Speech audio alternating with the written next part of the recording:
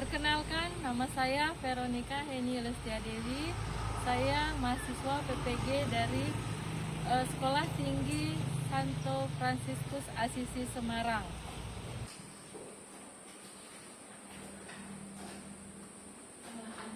Apa kabar? Baik. Selamat pagi semuanya. Selamat pagi. Semoga hari ini sehat semua ya. Amin. Hari ini nama Bapa dan Putra dan Roh Kudus. Amin. Tuhan Yesus, Sang Juru Selamat, puji dan syukur atas berkat-Mu. Hari ini kami belajar tentang sakramen Ekaristi. Berkatilah agar kami dapat memahami materi pelajaran hari ini. Demi Kristus Tuhan dan Bapa kami. Amin. Dalam nama Bapa dan Roh Kudus. Amin. Oke, untuk menyemangati pagi kita hari ini, Ibu akan menampilkan sebuah lagu. Berdiri semua.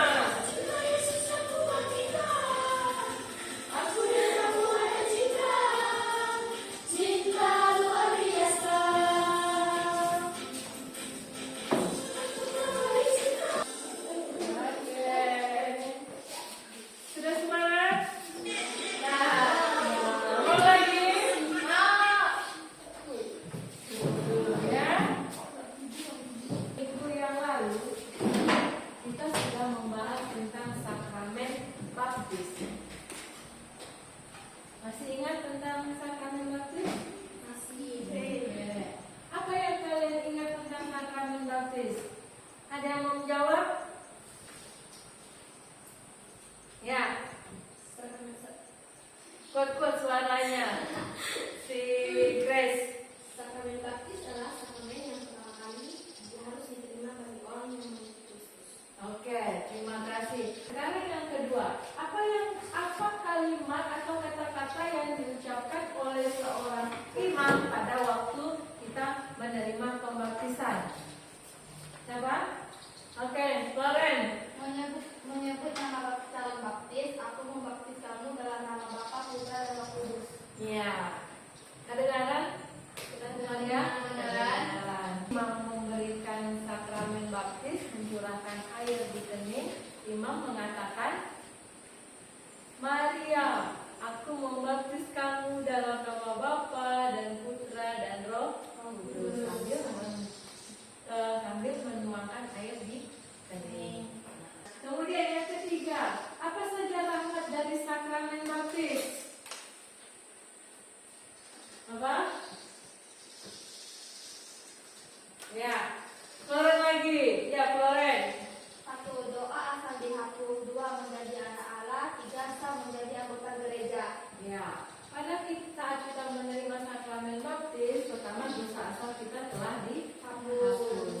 Kemudian, lanjutannya kita hari ini akan membahas tentang sakramen Ekaristi. Ingat ada berapa sakramen? Apa itu sakramen Ekaristi? Ada yang tahu? Secara umum. Ya, Maria. Adalah sakramen yang menjadi puncak dari sakramen yang lain. Ya, sakramen Ekaristi adalah sakramen yang merupakan puncak dari ketujuh ke enam sakramen tadi. Ya, inilah sakramen Ekaristi, inilah yang utama, yang puncaknya dari ke 6 sakramen yang lain. Ya, tuh. Nah, kemudian mengapa sakramen Ekaristi sangat penting bagi umat Katolik? Ya, Stephen? Kenapa Stephen? Mengapa sakramen Ekaristi sangat penting bagi umat Katolik? Sakramen Ekaristi merupakan perayaan tindakan Kristus sendiri yang mempersembahkan dirinya kepada Bapa demi umat manusia. Oke, menurut kita lihat tujuan pembelajaran kita pada diharapkan bahwa peserta didik, nah kalian ini dapat mengidentifikasi dan menjelaskan tentang sakramen Ekaristi, menjelaskan bagaimana sakramen Ekaristi dirayakan dalam gereja Katolik. Sekarang kita lihat lagi video ini. Kita simak dulu dengan lagu ini ya. Kita dengarkan bersama-sama.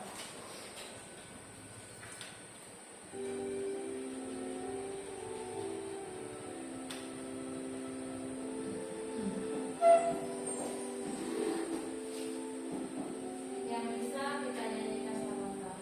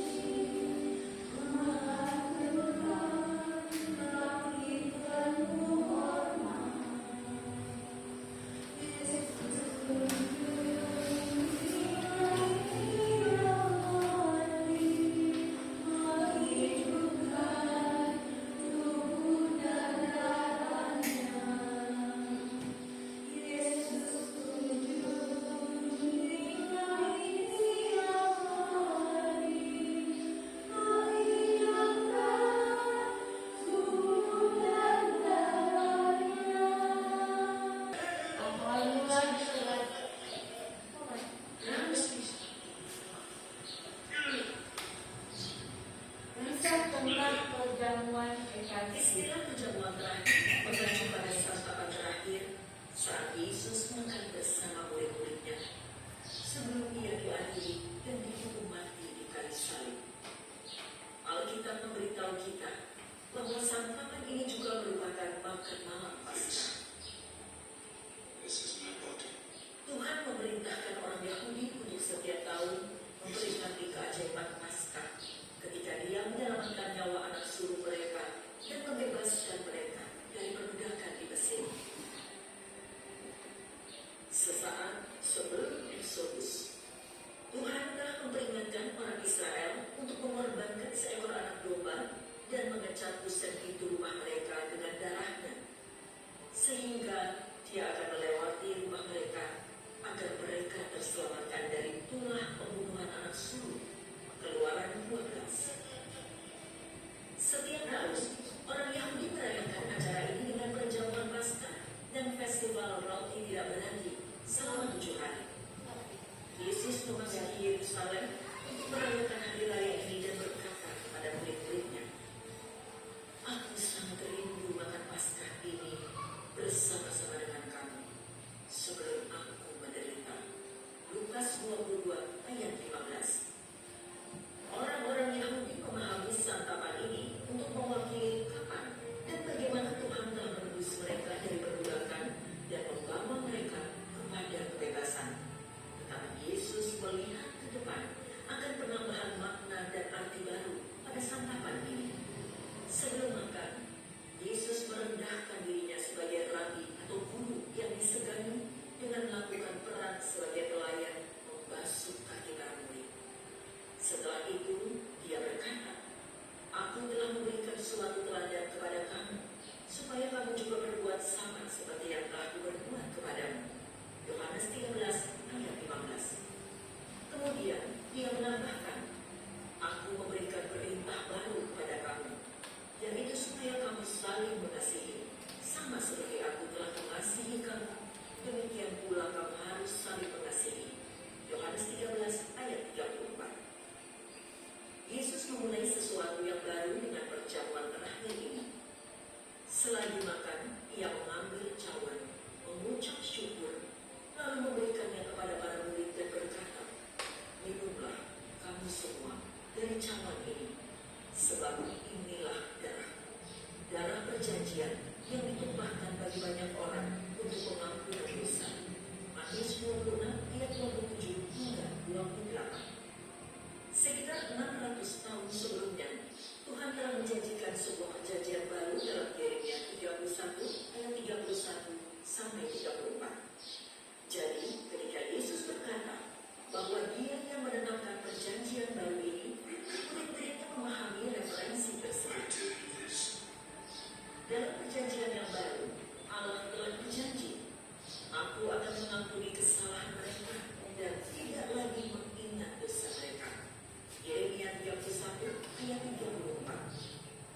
Dengan mengacu pada perjanjian baru dan pengampunan dosa, Yesus menunjukkan bahwa darahnya yang akan dicurahkan di kayu salib adalah yang membawa pengampunan. Selanjutnya, kita juga melihat bahwa seperti darah domba Paskah pada musim itu melindungi orang Israel dari kematian anak sulung dan akhirnya membawa Israel kepada kebebasan, demikian juga darah Kristus melindungi kita dari kematian kekal dan memberi kita kebebasan dalam hubungan kita dengan Allah. Itulah sebabnya Paulus menyebut Yesus sebagai anak domba Paskah kita yang telah disembelih. 1 Korintus 5 ayat 7. Gereja terus memperingati perjamuan terakhir ini dan menetapkan perjanjian baru dengan perayaan umum atau perjamuan kudus. Yesus mengatakan kepada murid-muridnya untuk "Perbuatlah ini menjadi peringatan akan aku." Lukas 22 ayat 19. Paulus menjelaskan, "Sebab setiap kali kamu makan roti ini dan minum cawan ini, kamu memberi dosa-dosa kita." Perjamuan terakhir Yesus pada malam Paskah adalah ilustrasi fisik tentang kapan dan bagaimana Tuhan memungkinkan tidak hanya orang Yahudi, tetapi semua orang untuk ditebus. Kita sudah mendengarkan satu lagu dan 2 kisah tentang perjamuan malam terakhir. Nah, sebelum masuk pada diskusi kelompok, Ibu minta kita menyimak beberapa video tadi. Ibu minta kalian untuk diskusikan dengan kelompok kalian atau KPD-nya ya. Ini. Sekarang lihat gambarnya. Dari gambar ini ada 6 gambar yang harus kalian amati.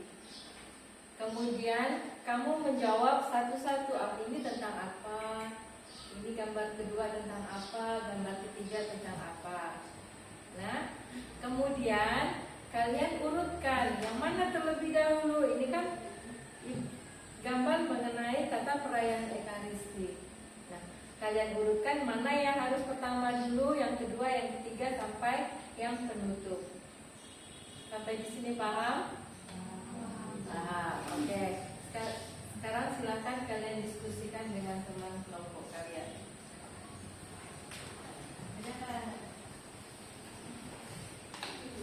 Langsung jawab. Nah, lihat. Ini harus dijawab sini. Ya. Sekarang yang nomor 1 dulu. Amati gambar berikut ini. Kemudian yang keduanya.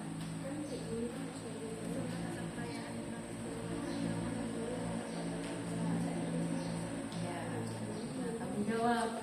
Gambar 1 ini tentang apa? Mungkin Natasha tahu.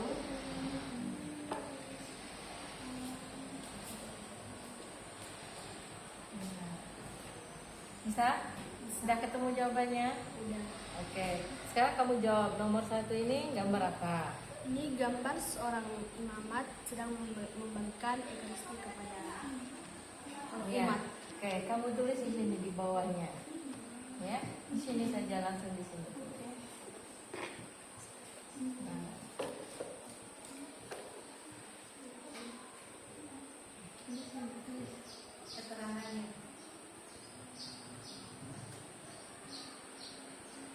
Ya.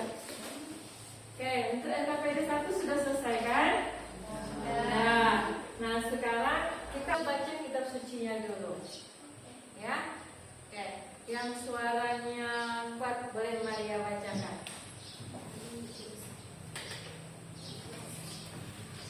Yang kuat suaranya ya Maria, biar yang lainnya kedengaran. Ketika tiba saatnya, Yesus duduk makan bersama-sama dengan rasul-rasulnya. Katanya kepada mereka, "Aku sangat rindu makan Paskah ini bersama-sama dengan kamu sebelum aku menderita. Sebab aku berkata kepadamu, aku tidak akan memakannya lagi sampai ia beroleh kegenapannya dalam kerajaan Allah." Kemudian ia mengambil sebuah cawan, mengucap syukur, lalu berkata, "Ambillah ini dan bagikanlah di antara kamu. Sebab aku berkata kepada kamu, mulai dari sekarang ini, aku tidak akan minum lagi hasil pokok anggur sampai kerajaan Allah telah datang." Lalu ia mengambil roti, mengucap syukur, memecah-mecahkannya dan memberikannya kepada mereka. Katanya, "Inilah tubuhku yang diserahkan bagi kamu. Perbuatlah ini menjadi peringatan akan aku." Sekarang kita lanjutkan untuk diskusi LKPD kita yang kedua yang sudah dibagikan. Silakan kalian jawab pertanyaan-pertanyaan ini sesuai dengan kitab suci itu tadi. Oke? Ya, silakan. Wah, kalian diskusikannya. Oke. Ya, menjadi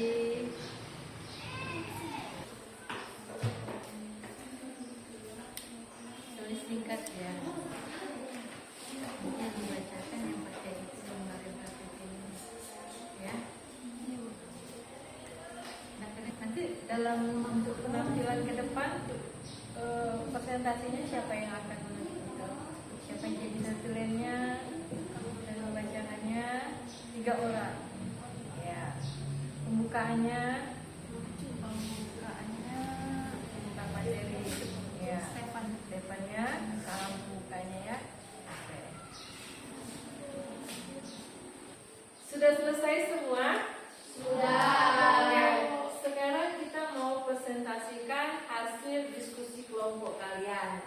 Dalam kelompok harus ada notulennya, ada pematerinya, kemudian ada moderatornya. Sudah kalian disepakati siapa?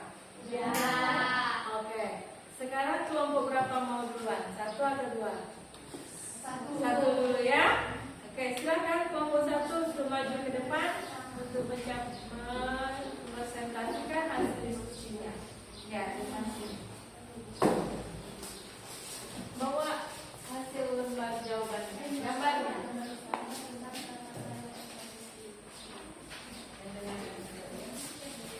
Tenang sini. Ya. Suaranya yang kuat ya, biar kedengaran. Selamat pagi semuanya. Kami dari kelompok 1 ingin mempresentasikan hasil diskusi kelompok kami.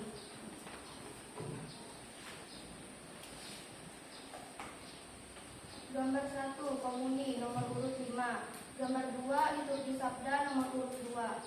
Gambar 3, perarakan masuk, nomor urut 1. Gambar 4, berkat penutup dari imam, nomor urut 6. Gambar 5, konsentrasi atau doa syukur agung, nomor urut 4. Gambar 6, homili atau khotbah, nomor urut 3. Itulah hasil kerja kelompok kami. Apakah ada yang bertanya?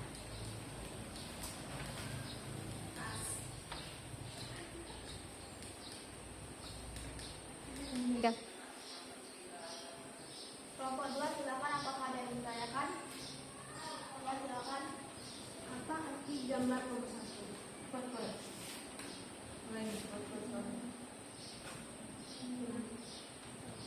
Apa arti gambar nomor 1? Gambar nomor 1 adalah komuni.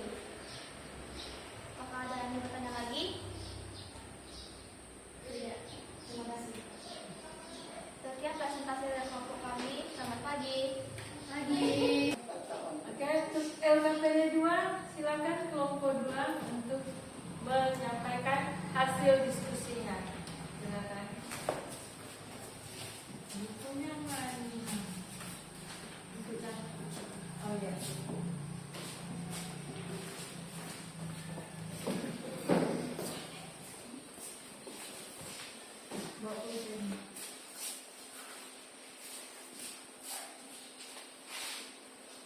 Selamat pagi. Pagi. Kami dari kelompok 2 akan mempresentasikan hasil diskusi kelompok kami. Pada Grace, silakan membaca. Berdasarkan bacaan kitab suci di atas, apa yang menjadi dasar dari perayaan Ekaristi? Jawabannya adalah yang menjadi dasar dari perayaan Ekaristi adalah perjamuan malam terakhir yang Yesus lakukan bersama para muridnya. Kedua, apa makna simbol dari roti dan anggur dalam perayaan Ekaristi? Jawabannya adalah makna simbol roti dan anggur adalah tubuh dan darah Kristus. Yang ketiga, apa syarat untuk dapat menyambut komuni dalam Kristus? Jawabannya adalah syarat untuk menyambut komuni. Yang pertama, sudah baptis secara Katolik. Yang kedua, sudah menerima komuni pertama. Yang keempat, dalam perayaan Ekaristi, setelah berkat penutup, imam mengatakan pergilah kita semua diutus. Lalu umatnya menjawab amin. Apakah maknanya? Jawabannya adalah artinya bahwa kita sebagai umat Allah diutus untuk mewartakan sabda Allah dalam kehidupan sehari-hari. Ketiga, buatlah susunan perayaan Ekaristi. Yang pertama, ritus pembukaan.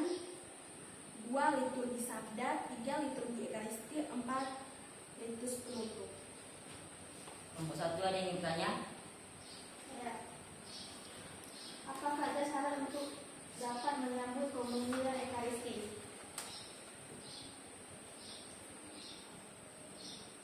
Kan Maria tukang catat. Sekian dari presentasi kami. Terima kasih. Apa kelompok 1 ada yang bertanya? Ada saya. Apa saja syarat untuk dapat menyambut komuni dan Ekaristi? Yang pertama, sudah dibaptis secara Katolik. Yang kedua, sudah menerima komuni pertama. Ada yang ingin bertanya lagi? Ya. Terima kasih. Inilah sekian dari presentasi dari kami. Terima kasih. Selamat pagi. Pagi.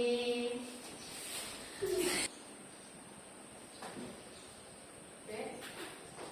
Nah, setelah kelompok 2 dari temanmu menyampaikan presentasi hasil diskusi mereka, apakah di antara kalian ada yang mau mengambil kesimpulan dari mata pelajaran kita kali ini? Ya, ya, Natasha. Boleh berdiri, Natasha? Coba bacakannya. 1. Sakramen Ekaristi merupakan puncak dari keenam sakramen yang lainnya. Jadi sakramen Ekaristi wajib diikuti oleh semua umat Katolik. 2. Sakramen Ekaristi hanya boleh diterima oleh mereka yang sudah dibaptis secara Katolik dan menerima komuni pertama. Oke, kita beri tepuk tangan. Kesimpulan yang kita berikan pada hari ini. Selanjutnya, kita akan sampai kepada refleksi dari kegiatan kita pada hari ini.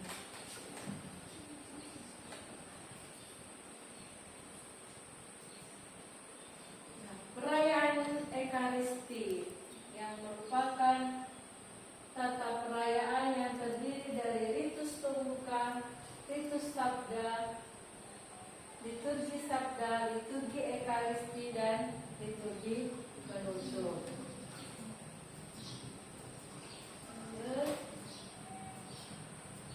Nah,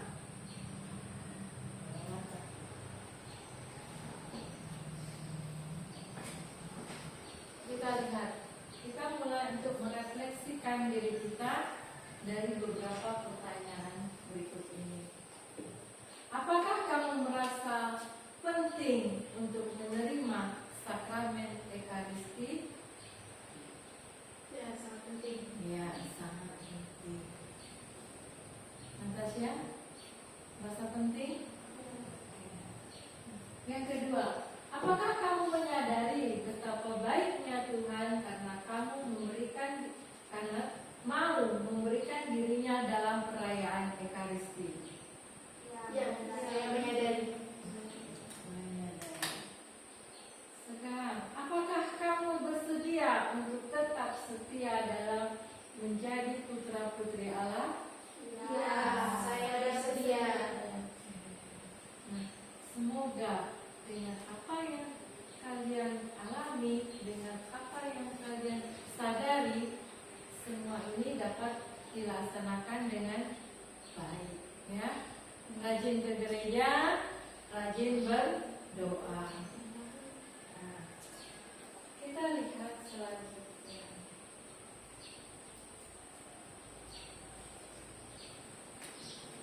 Setelah merenung dalam bentuk refleksi, nah sekarang kita membuat doa mohon rahmat Tuhan agar dapat mengikuti perayaan Ekaristi secara sungguh-sungguh dan penuh iman. Nah, ini Ibu minta untuk sebagai tugas di rumah kalian, ya. Tugas di rumah kalian untuk membuat doa memohon rahmat agar dapat mengikuti perayaan Ekaristi dengan sungguh-sungguh. Bisa? Bisa. Minggu depan dikumpulkan, ya. Ya, Bu. Selanjutnya,